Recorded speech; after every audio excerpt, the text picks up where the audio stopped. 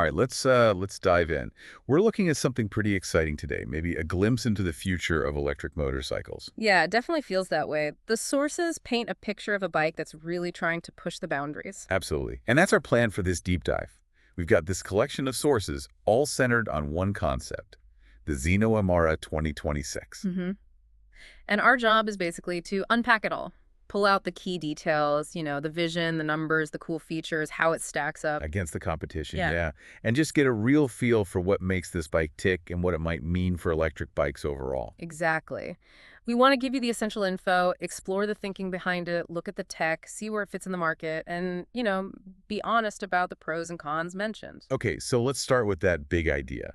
The sources frame the Zeno Emara 2026 not just as another bike, but as a bold vision. What's the core idea?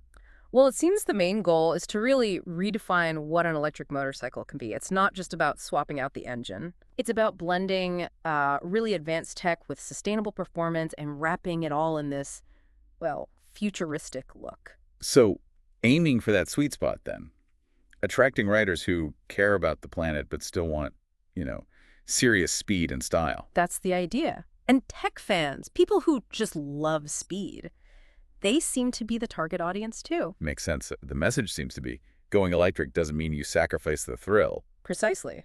Proving you can have both the performance people crave and the benefits of electric power. Okay, let's get under the skin of this thing. Yeah.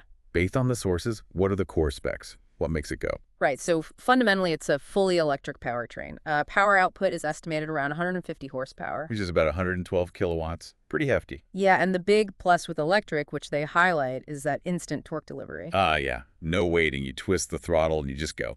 Immediate acceleration. Exactly. Now, the battery capacity is estimated at 15 kilowatt hours. Okay, 15 kilowatt hours. And how far does that get you? Range is always a big question. The sources put the estimated range at up to 186 miles, so about 300 kilometers. 186 miles. Oh. Decent. But the charging time mentioned sounds pretty interesting. Oh, yeah, that's a standout. They're claiming around 30 minutes for a fast charge, 0 to 80%. Wow, okay.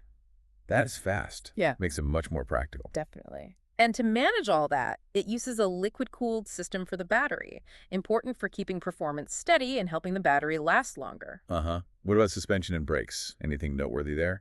Pretty standard high-performance stuff, actually. An upside-down fork up front Right, for better handling. and a monoshock in the rear. Brakes are dual discs at the front, single disc at the back. Good stopping power. Got it. And weight. Electric bikes can sometimes be heavy. They estimate around 440 pounds or 200 kilograms. 440 pounds. That's not too bad, actually. How'd they manage that? Well, the sources point to the frame material, carbon fiber. Oh, okay. That explains it. Lightweight, but strong. And expensive. And tech-wise, it's got an integrated TFT display, one of those nice color screens. Yep. For speed, battery, nav, all that. And smartphone connectivity, so GPS, ride tracking, diagnostics, the usual smart features. So those are the basics. Let's dig into what the sources call the game-changing features. What makes the Emara supposedly stand out? Let's start with that powertrain again. Okay, so that 150 horsepower and instant torque we talked about, that means, well, thrilling acceleration. It's designed to be fast and fun. Well, being zero emission, obviously, hits both those angles. Exactly. And then there's the construction. That lightweight carbon fiber frame isn't just for show. Right, it directly impacts the handling. Totally. The sources say it's key to that 440-pound weight estimate, which makes the bike feel much more agile and responsive, whether you're in the city or on twisty roads. Plus, carbon fiber just looks cool. Very high-tech. Definitely adds to the look. Which brings us to the design itself. They call it futuristic and aerodynamic. Streamlined, minimalist. Looks like it cuts through the air. Yeah, the idea is less drag means better speed and better efficiency, too. And they mention specific details like integrated LED lights, headlights, taillights, signals all blended in. And that floating seat design sounds interesting. Gives it a unique silhouette, apparently. Very distinct. Okay, back to the tech side.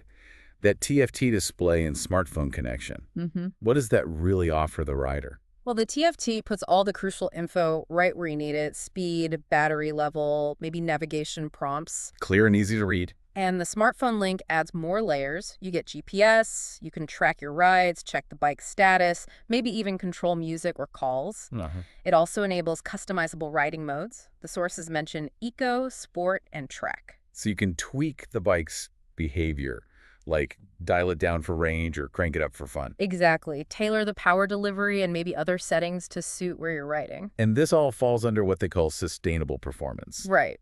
The liquid cooling helps the battery perform consistently and last longer. Hmm. And while the 186-mile range is what it is, the real star for sustainability and usability is that 30-minute fast charge. Yeah, that 0-80% in half an hour really stands out in the materials. Makes the whole electric thing feel much more practical day to day. It's presented as a key way they're trying to balance performance with being eco-friendly and just plain convenient. Okay, context is everything. How does the Emara stack up against some rivals mentioned in the sources, like the BMW Concept RR, Ducati Moto E's Zero SRF? Right. Performance-wise, that estimated 150 horsepower puts the Emara slightly ahead of that specific group. The others are more in the 110 to 134 HP range. So potentially more powerful. What about torque? Zero is known for massive torque. Yeah, the Zero SRF has, I think, 140 pound-key specified. The sources position the Emara as balancing its strong electric punch with agility, perhaps implying it's not just about raw grunts, but also how it handles due to the lower weight. Makes sense. And range. Yeah. How does the 186 miles compare? It's competitive. A bit less than the Zero SRF, which is closer to 200 miles according to the sources, but better than the BMW Concept RR's estimate of around 125 miles, or the Ducati Moto E at roughly 100 miles. But then we get back to charging. And that's where the Emara really pulls ahead in this comparison. The estimated 30-minute fast charge is way quicker than the others mentioned, like BMW around 3 hours, Zero around 1.5 hours. That's a huge difference in usability. Massive. It's a major point in the analysis. Then there's weight. You said 440 pounds. How does that compare? It matches the BMW Concept R's estimated weight, which is good. And it's lighter than the Ducati Moto E, around 474 pounds, and the Zero SRF about 485 pounds. So potentially more agile than the Ducati or Zero then. That's the implication, yeah. Lighter weight usually means better handling, more flickable. And design.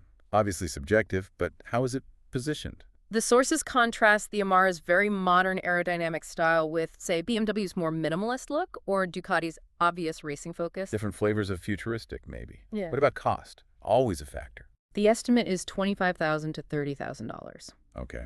How does that fit? Well, it puts it in the same league as the Zero SRF, which starts around $20K, maybe a bit higher depending on options, and likely more affordable than the Ducati Moto E, which is suggested to be over $30K. So considering the tech and carbon fiber, it seems positioned as competitive value within that premium electric space. That seems to be the angle, yeah. The takeaway from the comparison is that the Emara aims for a strong overall package, really standing out with its power, fast charging, and lightweight design. Okay, let's summarize the good stuff. Based on all this, what are the main advantages highlighted in the sources? Why might someone be really drawn to this concept? Well, first up is definitely that powertrain. 150 horsepower, instant torque, zero emissions, powerful and clean performance. And the lightweight build, right? The Yeah. carbon fiber frame getting it down to around 440 pounds. Exactly, which means better agility, more responsive handling, makes it fun to ride. The futuristic design is obviously a big plus for appeal. Aerodynamic, those integrated LEDs, the floating seat. It looks unique. And the advanced tech, that TFT display, the smartphone integration, the custom riding modes, it's all very modern and functional. And finally, that sustainable performance angle. Good range for electric, but especially that super fast 30-minute charge time. Yeah, plus the liquid-cooled battery for longevity. It's about balancing the fun with practicality and eco-consciousness. All right, got to look at the other side too. For balance, what potential drawbacks or limitations do the sources point out? Well, the most obvious one is probably the range 186 miles. While good for electric, it's still less than many gas bikes that can easily do 250, maybe 300 miles or more. So longer trips need more planning, even with fast charging. Definitely. Which leads to the next point. You're dependent on charging infrastructure. Fast chargers are great, but they aren't everywhere yet, unlike gas stations. True. Availability can be patchy. What else? The price? $25K to $30K estimated. That's a lot of money. More than many very capable traditional bikes. Yeah, it's premium territory, even if competitive for high-end electric. Also, its capability off-road is noted as limited. It's clearly designed for the street or track, not built for rough stuff. So don't expect an adventure bike. No. And finally, all that advanced tech. While cool, it might be a bit much for some riders, could feel complex, and there's always the potential for glitches with highly integrated systems. Okay, let's quickly hit some practical questions that often come up based on the FAQs or details in the material. Price range again. Estimated $25,000 to $30,000. Power. Estimated 150 horsepower, instant torque, fully electric. Could a beginner ride this? Seems powerful. Interestingly, the sources suggest yes, potentially. Because the weight is manageable for its class, the electric power delivery is smooth, and those riding modes can tame it down. Ah, okay, so you could start in eco mode maybe. Makes sense. Still, 150 HP needs respect. Absolutely. But maybe less intimidating initially than a peaky gas engine. What about long trips, like touring? The sources say it's designed for moderate touring. Comfortable ergonomics, tech-like navigation helps. But that 186-mile range is the main constraint. You'll be stopping for those 30-minute charges fairly often compared to a long-range gas tourer. Right. Planning is key. Yeah. And just confirming no gas tank, right? Nope, none. It's got that 15-kilowatt battery where the tank would normally be. And ground clearance. Any chance for light trail? About 6 inches or 150 millimeter. The sources say maybe okay for like a smooth gravel road, but definitely not intended for proper off-roading. Street and track focus is clear. Okay, so wrapping up this deep dive, the Zeno Emara 2026 really comes across in these sources as a pretty ambitious concept. Yeah. Powerful, light, lots of tech, and that really fast charging. Yeah, it's clearly trying to hit that sweet spot of performance, sustainability, and crucially convenience with that charging speed. Though, the range limitations compared to gas bikes and needing chargers are still real factors. It definitely feels like a solid glimpse into where things could be headed for electric motorcycles, trying to make them not just capable, but genuinely practical and exciting. It really makes you think, doesn't it? Looking at a bike like the Emara, trying to balance all these things, the performance, the quick charging, the design, the green aspect. What do you think is the single most important thing? The factor that will really push electric motorcycles into the mainstream over the next few years? Is it going to be pure speed and power? Or will it be the convenience, like getting those charge times even faster or batteries lasting longer? Maybe the environmental side becomes the main driver. Or is it something else we haven't even focused on? Interesting question to ponder.